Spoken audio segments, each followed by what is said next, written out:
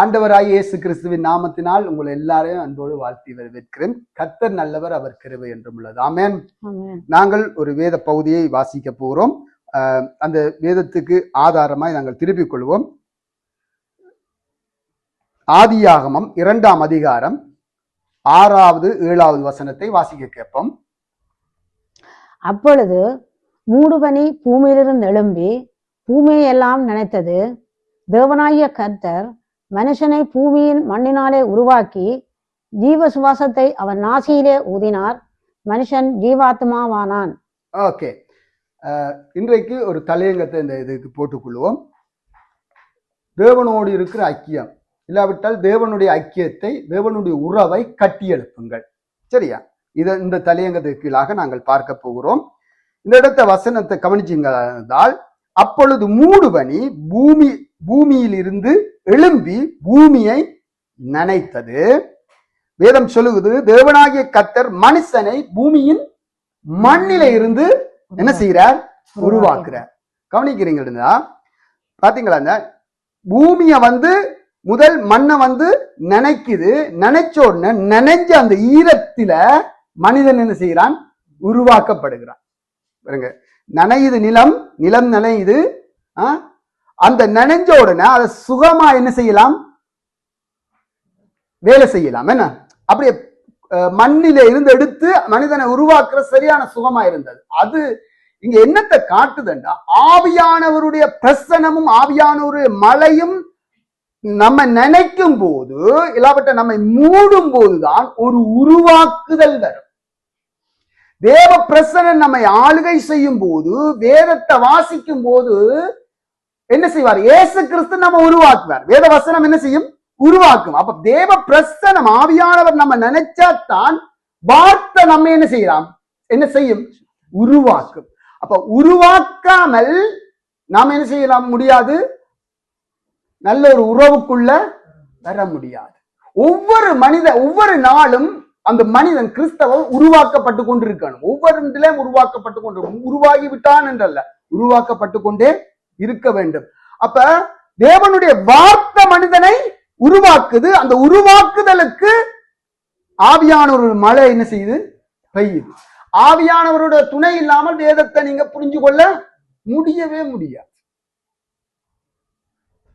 அப்ப இந்த இடத்துல பாருங்க, அப்ப ஒரு உறவுக்குள்ள வர வேண்டும் என்றால் உருவாக்குதலுக்குள்ள வர வேண்டும். அப்ப பாப்போமா, இந்த உறவை குறிச்சு பாப்போமா.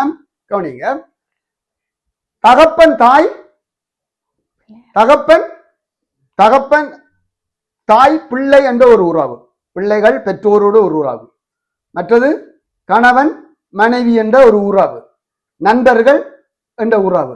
இதெல்லாம் ஒரு உறவின் அடிப்படையில், ஒரு ஐக்கியத்தின் அடிப்படையில எப்பவும் விரும்புவாங்க. கணவன் மனைவி கதைத்து பழகி கொள்ள விரும்புவாங்க. பிள்ளைகள் பெற்றோரோடு பழக விரும்புவாங்க. ஒரு உறவுக்குள்ள இருக்க அவங்களுக்கு சரியான விருப்பமா இருக்கும். என்ன, சகோதரங்கள் இந்த உறவுக்குள்ள இருக்க விருப்பப்படுவாங்க.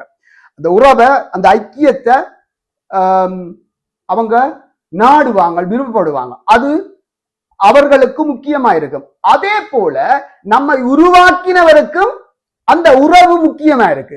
விளங்குதா? நம்ம உருவாக்கினவருக்கும் அந்த ஐக்கியம் மிக முக்கியமா இருக்கு. ஏனென்றா கவனிங்க, நாங்கள் எங்கிருந்து வந்திருக்கிறோம்? சரி, முதலாவது பாப்போமா, நாங்கள் எங்க இருந்து வந்திருக்கிறோம் வாசிப்போம். 1 ஆதியாகமம் 1வது அதிகாரம் 26-27 வாசிங்க. ஆதியாகமம் 1:26-27. பின்பு தேவன் நமது சாயலாகவும் நமது ரூபத்தின்படியேயும் மனிதனை உண்டாக்குவோமாக அவர்கள் சமுத்திரத்தின் மச்சங்களையும் ஆகாயத்து பறவைகளையும் மிருக ஜீவன்களையும் பூமியனைத்தையும் பூமியின் மேல் ஊறும் சகல பிராணிகளையும் ஆளக்கடவர்கள் என்றார். அடுத்தது, தேவன் தம்முடைய சாயலாக மனுஷனை சிருஷித்தார். அவனை தேவ சாயலாகவே சிருஷித்தார். ஆணும் பெண்ணுமாக அவர்களை சிருஷித்தார். கவனிச்சிங்களா? மனிதன் யாருல இருந்து வந்திருக்கிறான்? மனிதன் எங்க இருந்து எடுக்கப்பட்டிருக்கிறான்? மண்ணில இருந்து எடுத்து. ஆனா இந்த வசனம் என்ன சொல்லுது? மனிதன் யாரிடத்திலிருந்து வந்திருக்கான்? தேவனிடத்திலிருந்து தான் வந்திருக்கிறான். கவனிங்க வடிவா, தேவனிடத்திலிருந்து வந்ததினால இந்த மனிதன் தேவனிடத்திலிருந்து எடுக்கப்பட்டதுனால தேவனோடு உறவு இருக்கணும். அப்போ விளங்கிட்டா? கவனிக்கிறீங்களா? இந்த மனிதன் தேவனிடத்திலிருந்து எடுக்கப்பட்டதுனால தேவனோடு இருக்கணும் உறவு. திருமணம் ஆயினம் கணவனும் மனைவியும் எப்படி இருக்கணுமா? ரெண்டா இருந்த இனம் சொல்லுங்க, ஒரே சரீரம் ஆயினம், ஒன்றாயினம், ரெண்டு மனம் ஒரு மனம் ஆகுது. சரியா? அப்பதான் வேலை நடக்கும். அதே மாதிரி ஒரு தாய் தகப்பன் பிள்ளைகள் ஒன்றாயிருக்கணும். என்ன அந்த ஏன் அவ உறவை தேடினோம்னா அவங்களுடைய ரத்தம் உறவு. அப்ப தேவனிடத்திலிருந்து நம்ம எடுத்ததினால அந்த என்ன செய்யணும்? தேவனோடு தான் நாம என்ன செய்யலாம்? சாஞ்சிருக்கலாம் என்று அங்க இருந்து நாம பிரிக்கப்பட்டிருக்கோம். ஏதம் சொல்லுகிறது, என்னை அல்லாமல் உங்களால் ஒன்றும் செய்ய இயலாது. அப்ப ஆண்டவரிடத்துல வந்ததினால ஆண்டவரிடத்துல நாங்கள் என்ன செய்யணும்? ஆண்டவரோடு நல்ல ஒரு உறவை. ஆண்டவர் நீங்க பணத்தை தாங்க, பொருளை தாங்க, உங்களை தாங்க, அதை தாங்க, இதை தாங்கன்றத விட்டுட்டு அதை சொல்றத மேன்மைப்படுத்தாமல் ஆண்டவர் முதலாவது எண்ணத்தை மேன்மைப்படுத்துறார். சொல்லுங்க பிள்ளைகள், அவரோடு ஒரு உறவு வைக்கிறது தான் முக்கியப்படுத்துறாங்க. சரியா? முக்கியப்படுத்துறார். கடவுளிடத்திலிருந்து நீங்க வந்ததினால நீங்கள் கடவுளோடு ஒரு உறவை எப்பொழுதும் கட்டி வளர்க்க வேண்டும், அதை காத்து கொள்ள வேண்டும், எந்த நாளும் எப்பொழுதும். ஹல்லேலூயா. நீங்க எங்க இருந்து வந்த? நீங்க ஏன் அம்மா அப்பாவோடு நீங்க உறவா இருக்கிறீங்க? வருத்தம் வந்தாலும் துன்பம் வந்தாலும் ஏன் உறவா இருக்கிறீங்க? ஏன் அவங்க சொல்ல கேட்கிறீங்க?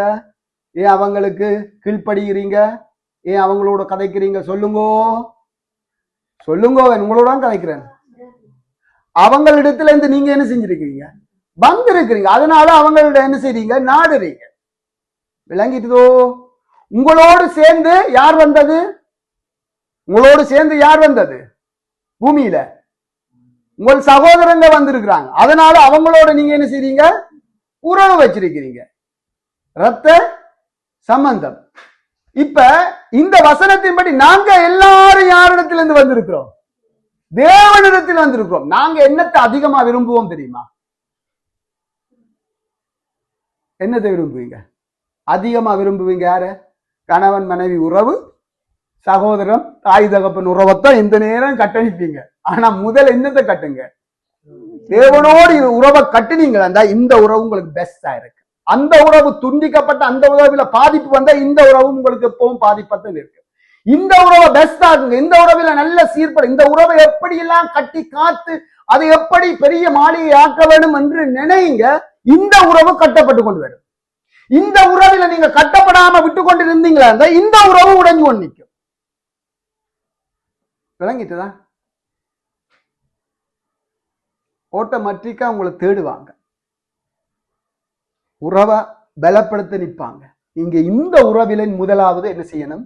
தேவனோடு இருக்கிற உறவை நீங்க எங்க இருந்து வந்தீங்க முதலாவது நினைக்கணும். தேவனிடத்திலிருந்து நினைப்பறிச்சு தேவனிடத்தில இருந்து என்னை கொண்டு வந்தது. யாருடைய சாயலாக? தேவ சாயலா. யாருடைய ரூபமாக? அவரே தன்னுடைய ரூபமும் சாயலாகவும் படைத்திருக்கிறார். பூமியில இருந்து வரைக்க யாருடைய சாயலா வரையினம்? தாய் தகப்பனுடைய சாயலாக வரையினம். சரியா? எல்லாரும் யாருடைய சாயலா இருக்கிறோம்? ஆவி ஆத்மா சரீரம் ஆண்டவருடைய சாயலாய் ஆண்டவர் படைக்கிறார் ஆவியில மனிதனை. சரி பாருங்க இதுல கவனிங்க. 1:20 வாசிங்க சிஸ்டர். முதல்ல 1:10 வாசிங்க. 1:10 10-11 வாசிங்க.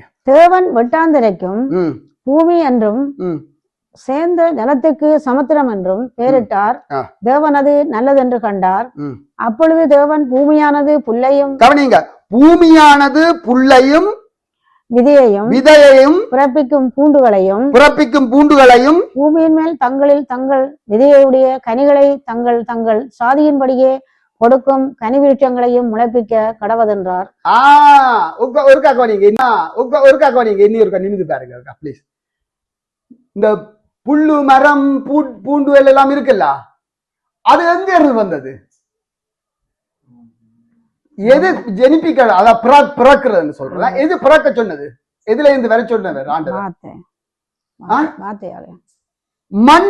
வார்த்தையினால சொல்றார், மண்ணில இருந்து வர சொல்லுது. பாருங்க, ஒரு மரத்தை மண்ணை விட்டு பிடுங்குங்க, மண்ணை விட்டு பிடுங்கி கொஞ்ச நாளைக்கு வச்சிருங்க, அது உயிரோட இருக்குமா? சொல்லுங்க, உயிரோட இருக்குமா? செத்துடும். விளங்கிட்டுதான்? இந்த மரம் யாருக்கு சொந்த? யாருல இருந்து வந்திருக்கு? மண்ணில இருந்து வந்திருக்கு. மனிதன் யாருல இருந்து வந்திருக்கான்? தேவனிடத்தில் இருந்து இருந்தான். அப்ப தேவனுடைய உறவில இருந்து பிடுங்கிட்டீங்களா இருந்தா நீங்க எப்படி என்னாக்களா இருப்பீங்க? செத்தாக்களா போயிருவீங்க. விளங்கிட்டா? இப்ப மண்ணில இருந்து ஆண்டவர் என்ன செய்யறார்? மரங்களை மலைக்க பண்றார். மண்ணை விட்டு நீங்க பிடுங்கிட்டீங்களா பூடுகளை, மரங்களை, அது என்ன செஞ்சிடும்? அது செத்து, அதுக்கு தொடர்பு இல்லை. இங்க தேவனை விட்டு பிடுங்கிட்டீங்களா, இந்த உறவை குறைச்சிட்டு உறவை விட்டுட்டீங்களா, நீங்களும் நானும் என்ன செஞ்சிருவோம்? செத்தவர்களாயிடுவோம். அதைத்தான் யார் என்ன செஞ்சான்? மனிதனை பிரிப்பதற்கு, தேவனை விட்டு பிரிப்பதற்கு ஆதாம் ஏவாள் எப்படியான நேரத்தை, குளிர்ச்சியான நேரத்துல, பகல்ல குளிர்ச்சியான நேரத்துல ஆண்டவர் என்ன செய்ய? ஆதாம் ஏவாளோட நல்ல ஒரு உறவை வச்சிருக்க. இந்த உறவை, இந்த ஐக்கியத்தை யார் பார்த்தது? சைத்தான் பார்த்துட்டு என்ன செஞ்சான்? உறவை பிரிச்சான். உறவை பிரிச்சுட்டா நீ எப்படி மனிதனா மாறிடுவ? சொல்லுங்க. உறவை பிரிச்சுட்டா என்ன நடக்கும்? செத்து போயிடும். இல்லைங்களா? உறவை பிரிச்ச செத்து. அப்ப அந்த அப்ப பாருங்க, அடுத்த சொல்ற 20 வாசிங்கிறது 20. பின்பு தேவன் நீந்தும் ஜீவ ஜந்துக்களையும் பூமியின் மேல் வானம் என்கிற ஆகாய விரிவிலே பறக்கும் பறவைகளையும் ஜலமானது திரளாய் ஜனிப்பிக்க கடவது என்றார்.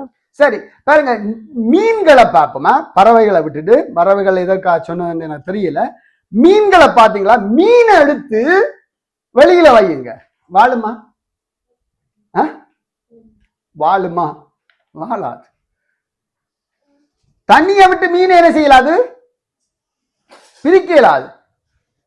மண்ணை விட்டு மரத்தை பிரிக்கலாது.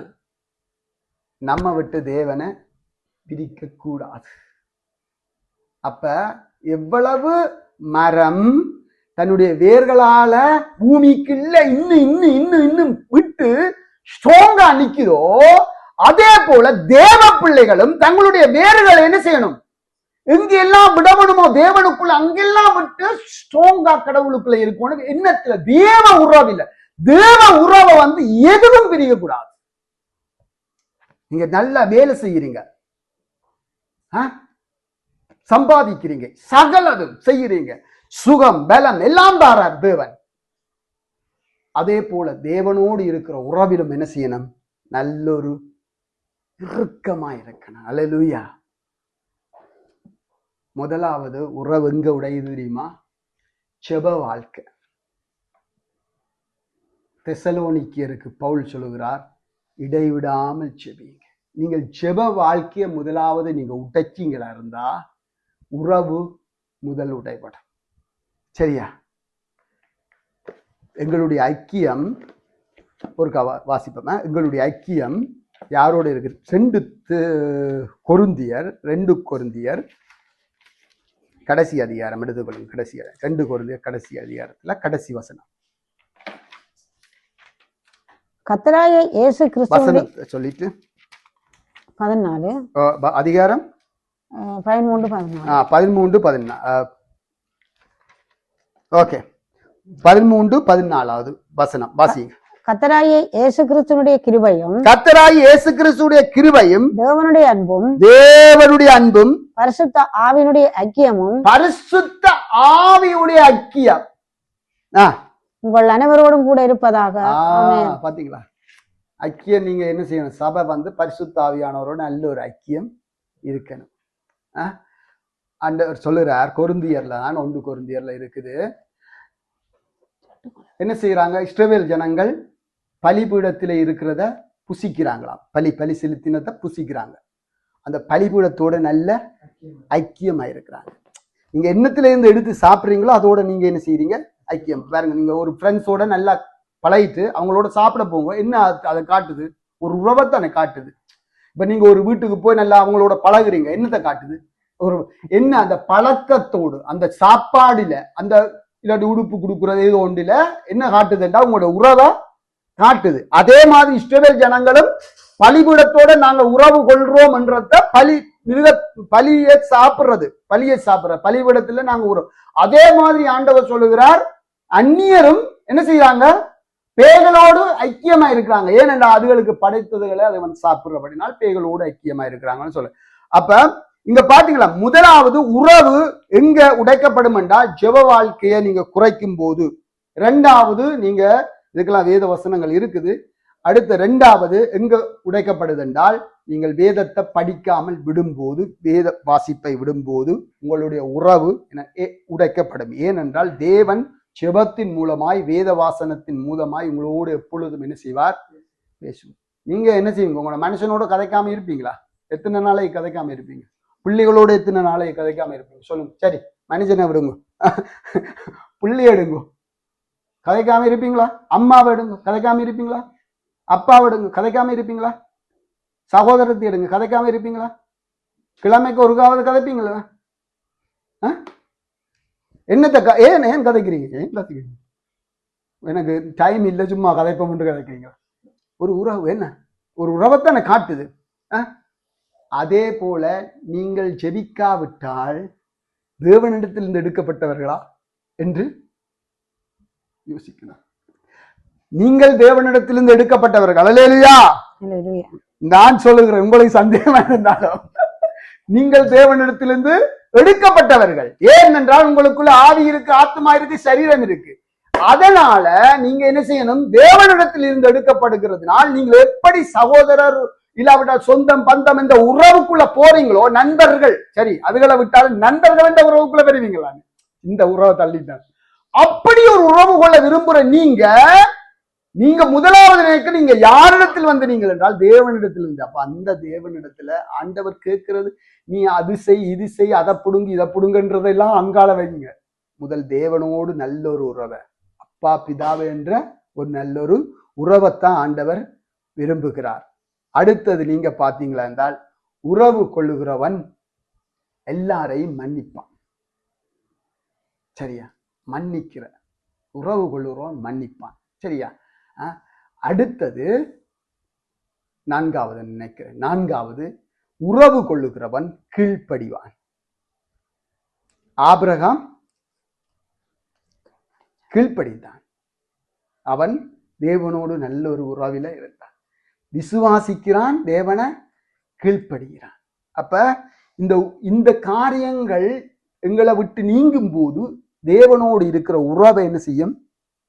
உடைக்க பார்க்கும். நீங்கள் என்னிலும் என் வார்த்தைகள் உங்களிலும் நிலைத்திருந்தால். அப்ப வார்த்தையை கை கொள்ளுகிறவன் விசுவாசிப்பான், சொல்லுங்க, தேவன்ல நிலைச்சிருப்பான், தேவனுடைய வார்த்தைக்கு கீழ்ப்படிவான், எல்லாரையும் நேசிப்பான், மன்னிப்பான், ஜெபிப்பான், வேதத்தை படிப்பான் சொல்லி கொண்டு போகலாம். என்ன? அப்ப நம்ம இந்த உறவில இருந்து விலக்குறதுக்கு சாத்தான் என்ன செய்வான்? முற்படுவான். தயவு செய்து நீங்க என்னத்தை விட்டாலும், என்னத்தை விடுறீங்களோ விடுகிறீங்களோ எனக்கு தெரியாது, ஆனா தேவனோட இருக்கிற அந்த உறவை செபிக்கிறத விட்டுறாதீங்க. செபிக்கிறத விட்டுறாதீங்க, வேதத்தை படிக்கிறத விட்டுறாதீங்க. அதில் ஒரு உறவு உள்ளவராக இருந்தா மிச்சம் எல்லாத்தையும் தேவன் கட்ட வல்லவராயிருக்கிறாரு நான் விசுவாசிக்கிறேன். அல்லேலூயா.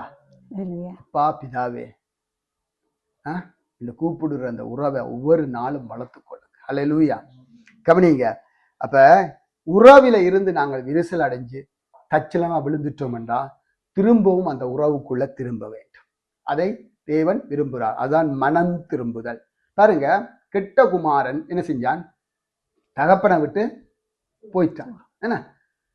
தகப்பனை விட்டுட்டு போயிட்டு அங்க உணர்றான், ஆஹா தகப்பன் உறவு நல்ல ஒரு உறவு, அதுக்குள்ள இருக்கிற நல்ல உறவு. உங்களுடைய தோற்றத்தை ஆண்டவர் பார்க்கல, ஆண்டவர் பார்க்கிறது இங்க. சரியா? தோற்றம், வெளி தோற்றத்தை அல்ல நான் சொல்றது, இதைத்தான். இதுல நீங்க வந்து ஒரு உறவு நல்ல ஒரு உறவு இருக்கணும். ஸோ அப்ப திருப்பவும் அப்பா வெயிட் பண்ணி கொண்டிருக்கிற எப்ப மகன் என்ன செய்வான், வருவான். வந்த உடனே கேட்டாரா, வாசல் என்ன மமன் எங்க போயிட்டு வந்தேன் கேட்டாரா? இவ்வளவு காசையும் கொண்டு எங்க செலவழிச்சு நாங்கள் என்ன செய்வோம், இந்த காசு எங்க, வட்டி எவ்வளவு வந்தது, நாங்க என்ன செய்வோம், ஆளை பாரு மிச்ச காசுங்க, இதுக்கு கணக்கு சொல்லு. நாங்க என்ன செய்வோம், 68 கேள்வி கேட்டு நாக்கப்படுங்க சொல்லுவாங்க தமிழ்ல, நாக்கப்படுங்க 4 கேள்வி கேட்டு உனக்கு 10 இதுவும் வேணும் இன்னும் வேணும் என்று சொல்லி அதுக்கு 4 வியாக்கியானம் பண்ணி அதுக்கு 4 கதை சொல்லி அதை விட அவன் வராமல் என்று இருக்கலாம். அப்பா என்ன சொன்னார் தெரியுமா, என் மகன் மரித்தான், திரும்பவும் பிழைத்தான். என்ன வந்த உடனே அவர் சொல்ற திரும்ப உயிர்த்துதான் அவன் என்றுட்டு என்ன செஞ்சார், கட்டி அணைத்து கொண்டார், முத்தம் செய்தார், திரும்பவும் ஆடைய கொடுத்தார், மேல் வஸ்திரங்களை, மோதிரத்தை, அதிகாரத்தை கொடுத்தார், பாதரட்சியை கொடுத்தார், எல்லாம் என்னன்னு கொடுத்தார். இதுதான் தகப்பனுடைய இருதயம். அல்லேலூயா. இதுதான் ஒரு மனிதனுக்கு வேணும். ஏன் தெரியுமா இந்த இருதயம் மனிதனுக்கு வேணும் என்றால், அவருடைய சாயலிருந்து மனிதன் வந்திருக்கிறான். சாயல்ல இருந்தா வேற சொல்லுங்க, உங்களை பார்த்து அப்பாண்ட கொஞ்சம் குணம் அடிக்குதுன்னு சொல்லிவிடும் இல்லை, சொல்றேன் இல்லையா, அம்மாண்ட சாயல்ல குணம் மோம் இல்ல, குணம் குணம் கரெக்ட் என்ன, அப்பனுக்கு பிள்ளை தப்பா பிறந்துன்னு சொல்லுவீங்க என்ன, சொல்ற இல்லையா, உங்களை சொல்ற இல்லையா, சொல்லியிருக்கு என்ன, அப்படியே அப்பா போல பேசுறேன் என்ன சொல்லுவீங்க. ஏன் அதுல இருந்து வந்திருக்கு. அத போல நாங்கள் நினைக்கணும், நாங்க என்ன நினைக்கணும், நான் என் அப்பாவில இருந்து குணங்கள் எடு, அப்படி நினைக்காதேங்க. நான் என்ற பெரிய தகப்பனிடத்துல இந்த குணத்தை எடுத்துக்கொள்ளணும். இது சில பல நிறைய கூடாத குணமும் இருக்கும் தகப்பன்ட்டு தாயிட்டு.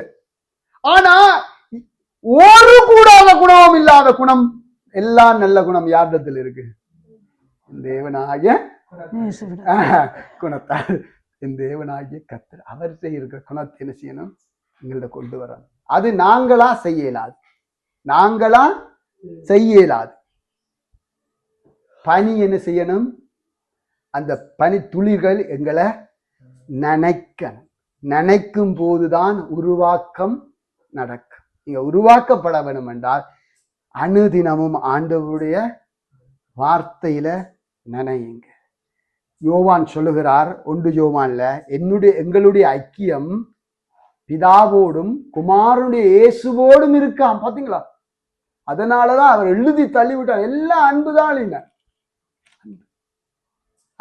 அன்பில்லாதவன் தேவனை, அன்பே தேவன், அன்பே தேவன். அப்ப இந்த ஒரு உறவை ஆண்டவர்கிட்ட காட்டு. ஆண்டவரோட நடக்கிறோம் என்றால், நீங்கள் இருளிலே நடந்தால் எப்படி நீங்கள் ஆண்டவரோட, அப்ப ஒரு ஐக்கிய ஒரு உறவை ஆண்டவர் விரும்புகிறார். ஆண்டவரோடு ஒரு உறவை ஆண்டவர் இந்த நாட்களில விரும்புகிறார். அந்த உறவை என்னெல்லாம் தடை பண்ணுது, கீழ்ப்படியாமைக்குள்ள போனீங்களா இருந்தா அது கட் பண்ண பார்க்கும். என்ன ஒரு கோடு வந்துடும். ஐக்கியத்தை சரிப்படுத்துவோம். ஐக்கியத்தை என்ன சரிப்படுத்தி எங்க நாங்கள் விட்டிருக்கிறோம், செப வாழ்க்கை, வேத படிப்பு, வேதத்தை வாசிப்பது, கீழ்ப்படிவது, ஆண்டவருடைய காரியங்கள், மன்னிக்கிறது, அன்பாயிருப்பது, இப்படியான காரியங்களை சரிப்படுத்துவோம். அதற்கு மனம் திரும்பி ஒரு தீர்மானம் எடுக்கணும். மனம் திரும்பி தீர்மானம் எடுத்து நான் ஆண்டவரோடு இருக்கிற உறவை சரிப்படுத்தணும். நீங்க எங்க இருந்து வந்தீங்க சொல்லுங்க, தேவனிடத்தில் வந்திருக்கிறீங்க. மீன் தண்ணியை விட்டு நீக்கினா செத்துடும், மரங்கள் செடிகள் அதை விட்டு பிடுங்கினா செத்துடும். நாமும் தேவ உறவில இருந்து பிடுங்கப்பட்டால் நாமும் எங்களுடைய வாழ்க்கை விரிசல் அடைந்து விடும். மரணம் என்றால் நீங்க நினைக்காதீங்க, இது இல்லை, நான் சொல்றேன் ஆவிக்குரிய மரணம் சொல்றேன். உறவில, அதாவது மரணம் என்றால் நான் முதலும் ஒருக்கா சொல்லி தந்தேன், மரணம் என்றால் பிரிந்திருத்தல், அதான் மரணம் என்றது, அதாவது பிரிக்கப்படுதல், ஆண்டவருடைய உறவிலிருந்து பிரிக்கப்படுதல். என்ன அப்படியான ஆண்டவர் ஆதாம் ஏவாள் தேவ உறவில் இருந்து பிரிக்கப்பட்ட உடனே ஆண்டவர் என்ன செஞ்சார் சொல்லுங்க, அப்பம் துரத்தி விட்டுட்டார். என்ன எவ்வளவு கஷ்டமான ஒரு சூழ்நிலை சொல்லுங்க பாப்போம். என்ன ஆண்டவரே படைச்சவர் என்ன செஞ்சிட்டார்? தன் உறவில இருந்து துரத்தப்பட்டாங்க. சரியான கவலை. பாத்தீங்களா எவ்வளவு ஒரு கவலையானது. தந்த புள்ளியே துரத்துறதுன்றா யோசிச்சு பாருங்கன்னு. துரத்தினார். ஆனா துரத்தினவர் விட்டாரா? எப்படி விட்டார் தெரியுமா? போகும்போது எப்படி விட்டார் தெரியுமா? உடுப்பு அணிஞ்சு. இந்த புள்ள அவ்வளவு அன்புள்ள தேவன். உடுப்பு அணிஞ்சு நீ மானத்தோட போ. ஆனா திரும்பவும் ஆண்டவர் என்ன செஞ்சார்? ரட்சிப்பின் வஸ்திரத்தை உடுத்து நம்மை திரும்பவும் எடுத்துக்கொண்டார். எப்பொழுது நாங்கள் தேவாண்டைக்கு போகலாம். இப்பவும் இயேசுவே நம்முடைய ரத்தத்தினால் கழுவுமண்டா என்ன செய்வோம்? ஆண்டவர் கழுவி தன்னுடைய கிருபாசண்டைக்கு எங்களை சேர்த்துக் கொள்கிறார். இது எப்படி வந்தது? ரட்சிப்பை திரும்பவும் எங்களுக்கு தந்து எங்களை இது எவ்வளவு உறவில விருப்பப்படுகிற ஆண்டவர். நாமும் அந்த ஆண்டவருடைய உறவில பலனாய் நிற்போமா? அப்படி இருப்போம். தேவன் உங்களை நிச்சயமாய் ஆசீர்வதிப்பார். ஒரு தீர்மானம் எடுத்து ஆண்டவரை உம்முடைய உறவிலே நான் பலப்பட்டு நிற்க வேண்டும், கட்ட வேண்டும் என்று நினைங்க. கர்த்தர் உதவி செய்வார். God bless you.